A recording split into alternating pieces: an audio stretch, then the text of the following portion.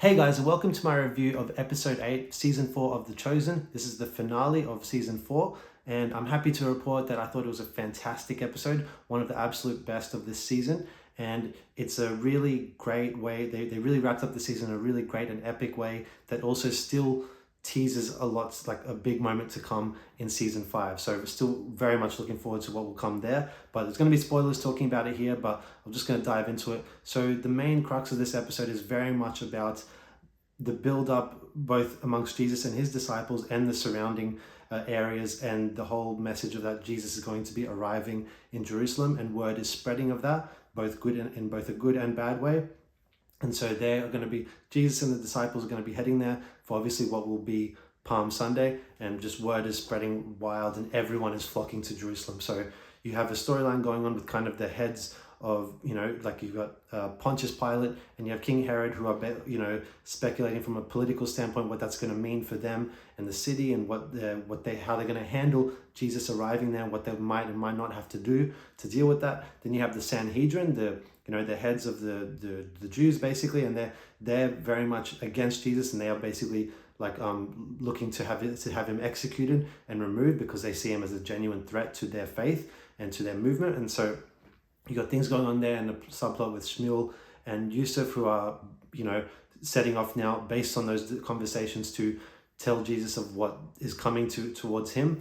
They come there, they arrive in Bethany at the dinner table at Lazarus's place, where the disciples, Jesus and all of them are there having a banquet.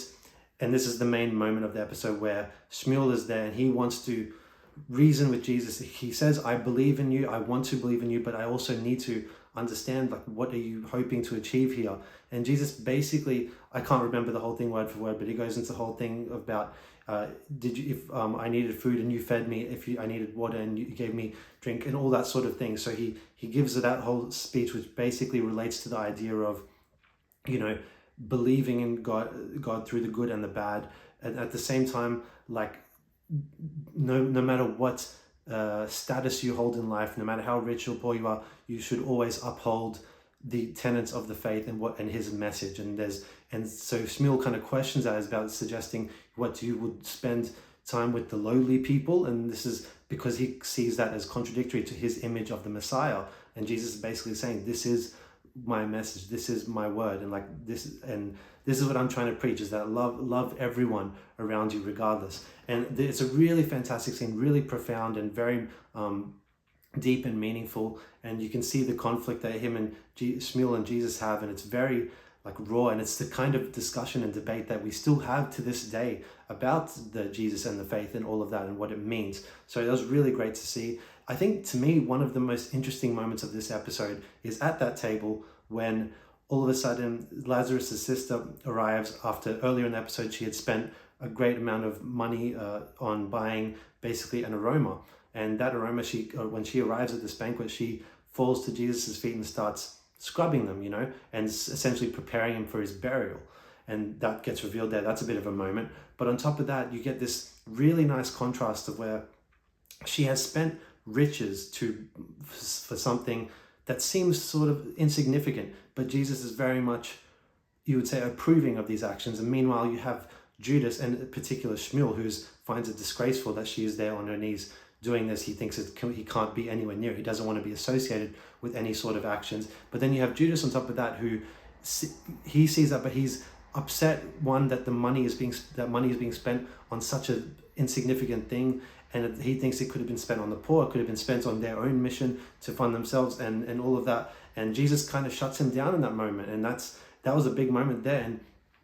And what Jesus says there is that, there is more you can do to help the poor than just giving them money. You can do so much for the poor without giving a cent to them, and that's how he kind of explains that moment. To me, that's a really nice way of kind of answering the question of where people think okay, the Catholic Church is so rich, why do they have so much money? They don't use it more to help the poor.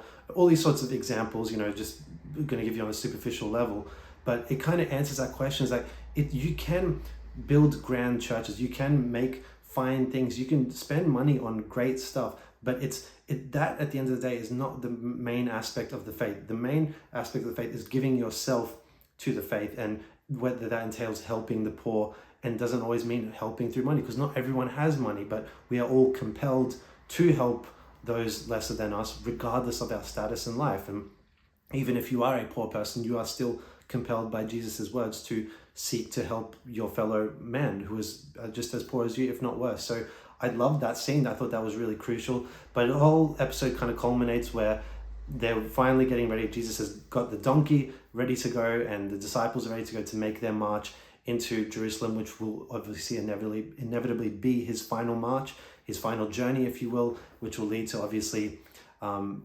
his fate, and a very fateful moment for all of mankind, essentially. So that's where the episode really cuts off, and it's leaving you on that sort of cliffhanger. So we know where season 5 will start, obviously with Palm Sunday, with Jesus coming through on the donkey through Jerusalem. So to me, all around, really great and profound episode once again. Love this show.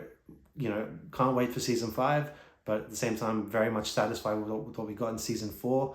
And yeah, you can really see the stakes just increasing episode by episode, leading to what we know is going to come.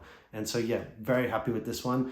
Great season 4 of The Chosen. I recommend you checking it out. And yeah, thanks for watching, guys, and we'll talk to you next time. Bye.